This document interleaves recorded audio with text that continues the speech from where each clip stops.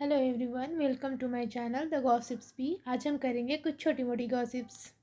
एक साल के अंदर अपने लेवल से अलग होने के बाद और सिर्फ 2 सॉन्ग रिलीज करने के साथ ब्लैकपिंक की रोज ने सबको सरप्राइज कर दिया। जो लोग उन्हें इंस्टाग्राम मॉडल कह रहे थे उनका लेवल गलत साबित हुआ, पर कैसे वो साउथ कोरिया की सक्सेसफुल सोलो आर्टिस्ट बनी। जब ब्लैकपिंक मेंबर ने अपने वाईजी एंटरटेनमेंट के इंडिविजुअल कॉन्ट्रैक्ट टर्मिनेट किए तो सबको क्यूरियोसिटी थी कि अब वो क्या करेंगी। लीजा और जेनी ने सबसे पहले अपना खुद का लेवल स्टार्ट किया। जीसो ने अपने भाई की कंपनी के साथ मिलकर बीसू एजेंसी बनाई। पर रोज का साइलेंस सबको कंफ्यूज कर रहा था। जो रोज म्यूजिक और परफॉर्मेंस के लिए पैसिनेट थी, उनका चुप रहना फैन के लिए अजीब था। फिर 6 महीने बाद अनाउंस हुआ कि उन्होंने द ब्लैक लेवल के साथ साइन किया है, जो वाईजी का ही एक एफिलिएट है, और 2 महीने के बाद उन्होंने एटलांटिक रिकॉर्ड के साथ भी साइन किया। पर जब रोज ने द ब्लैक लेवल ज्वाइन किया, लोग कंफ्यूज हो गए। कुछ लोगों ने बोला कि उनका आर्टिस्ट बनने का इंटरेस्ट कम हो गया और ब्लैक लेवल का इनकंसिस्टेंट कमबैक शेड्यूल को लेकर उन्हें क्रिटिसाइज किया गया। कुछ लोग ये भी कह रहे थे कि रोज चैलेंजेस से बच रही है और सिर्फ कंफर्ट जोन में रहना चाहती है। क्रिटिक्स ने ये भी नैरेटिव बनाया कि ब्लैक पिंक मेंबर मॉडलिंग को म्यूजिक से ज्यादा प्रेफर करते हैं।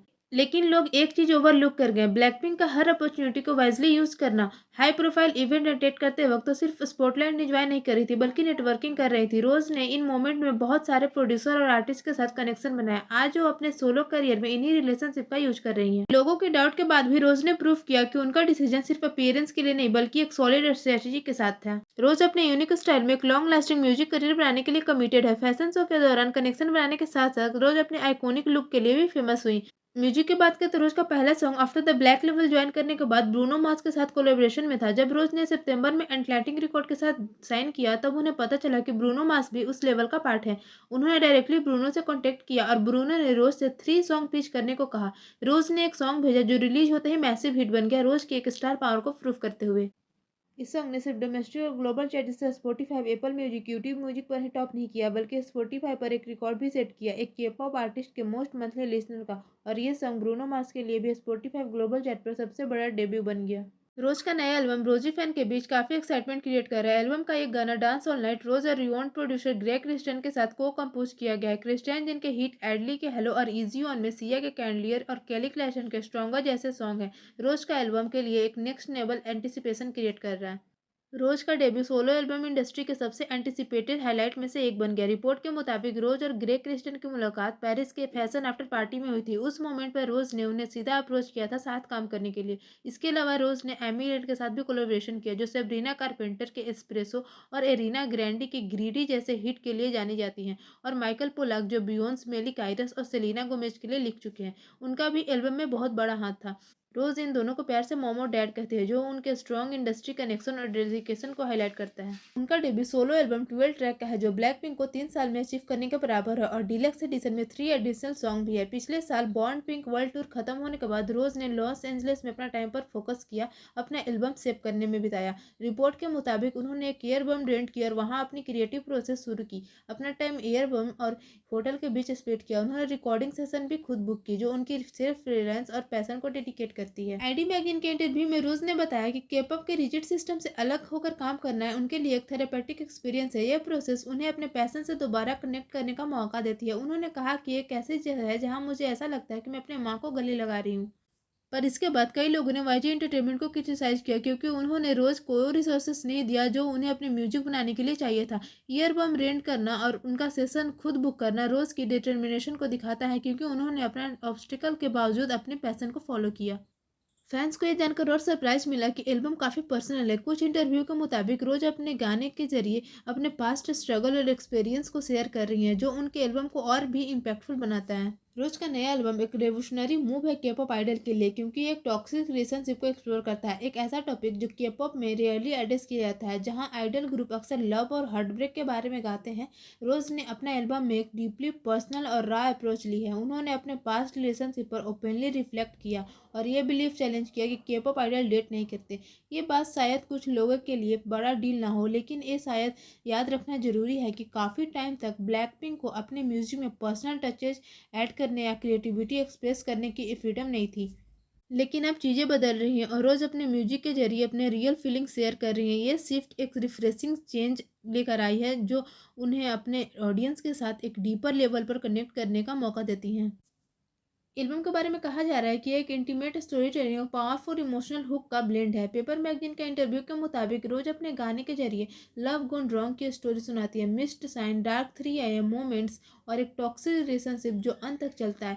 ये सब रॉ और कैथार्टिक इमोशन को परफेक्टली कैप्चर करता है। फैंस स्निपेट और सॉन्ग टाइटल को लेकर काफी एक्साइटेड है और रोज का एक्सपीरियंस म्यूजिक के जरिए देखने के लिए ईगर है। एक रिसेंट इंस्टाग्राम लाइव में रोज ने अपने एक गाने टॉक्सिक टिल द एंड का स्निपेट शेयर किया। लिरिक्स कुछ इस तरह है: When you meet my friend, you didn't even try with me. I shut them out and then you didn't trust them. Possessive, so manipulating. अब तक रोज ने ये रिवील नहीं किया कि गाना किसके बारे में है, लेकिन पेपर मैगजीन के एक इंटरव्यू में उन्होंने शेयर किया कि उनकी लाइफ में कुछ अनहेल्दी रिलेशनशिप रही है। एक ऐसी बात जो उनकी एज के कई लोगों के साथ रिजोनेट करती है। उन्होंने ये भी क्लेरिफाई किया कि उनका म्यूजिक सिर्फ अनहेल्दी रोमांटिक रिलेशनशिप के बारे में नहीं है, बल्कि किसी भी टॉक्सिक कनेक्शन के बारे में है जो किसी के भी लाइफ में निगेटिविटी ला सकती है।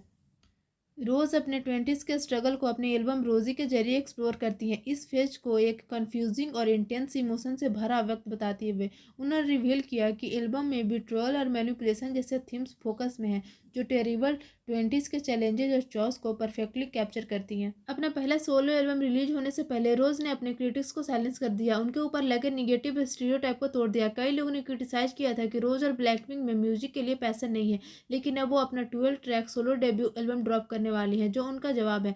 क्रिटिक्स ने यह भी बोला था कि ब्लैकपिंक मेंबर अपने म्यूजिक में हैंड्स ऑन नहीं होते, लेकिन रोज ने अपने एल्बम के हर सॉन्ग के लिए राइटर और प्रोड्यूसर के रूप में अपना नाम दिया। ब्लैकपिंक में एक रिपीटेटिव साउंड को लेकर भी कंप्लेंट्स होते थे, लेकिन रोज का एल्बम इस मोल्ड को तोड़ने के लिए भी प्रॉमिस करता है जो अब तक सुना गया है। उस बेसिस पर रोज एक मिक्सअप जनरस लेकर आ रही है जो दिखाता है कि वो अपने क्रिएटिव बाउंड्रीज को पुश करने के लिए रेडी है। ये एल्बम सिर्फ उनके एक आर्टिस्टिक एक्सप्रेशन नहीं, बल्कि उनके करियर के कंट्रोल का भी एग्जाम्पल है, एक सपना जो शायद वो सालों से देखती आ रही हैं। ब्लैकपिंक में एक रिपीटेटिव साउंड को लेकर भी कंप्लेंट्स होते थे, लेकिन रोज का एल्बम इस मोल्ड को तोड़ने के लिए भी प्रॉमिस करता है जो अब तक सुना गया है। उस बेसिस पर रोज एक मिक्सअप जनरस लेकर आ रही है जो दिखाता है कि वो अपने क्रिएटिव बाउंड्रीज को पुश करने के लिए रेडी हैं। ये एल्बम सिर्फ उनके एक आर्टिस्टिक एक्सप्रेशन नहीं, बल्कि उनके करियर के कंट्रोल का भी एग्जाम्पल है, एक सपना जो शायद वो सालों से देखती आ रही हैं। प्रमोशन के मामले में भी रोज अपने लिए स्टैंडर्ड सेट कर रही हैं जो वाईजी ने उनके लिए कभी नहीं किया। वो इंटरनेशनल लेवल पर बज क्रिएट कर रही हैं, जैसे इंटरव्यू विद पेपर मैगजीन और ID magazine, BuzzFeed's, puppy interview और वायरल शो हॉट वंस पर अपीयरेंस। सिर्फ ग्लोबल नहीं बल्कि कोरियन प्रमोशन पर भी उनका फोकस है। You quiz on the block पर उनकी अपीयरेंस और बिग डे शिंगू के यूट्यूब टॉक शो जिप डी पर उनका आना उसका प्रूफ है। जहाँ रोज ने अपनी सोलो जर्नी सिर्फ 1 महीना पहले स्टार्ट की, उन्होंने ऑलरेडी प्रूफ कर दिया कि एक आर्टिस्ट के रूप में उनमें कोई कमी नहीं थी। कमी थी तो एक अच्छे मैनेजमेंट की। वाईजी जहाँ उनके टैलेंट को नर्चर करना चाहिए था, वहाँ उनकी ग्रोथ को होल्ड बैक कर रहा था।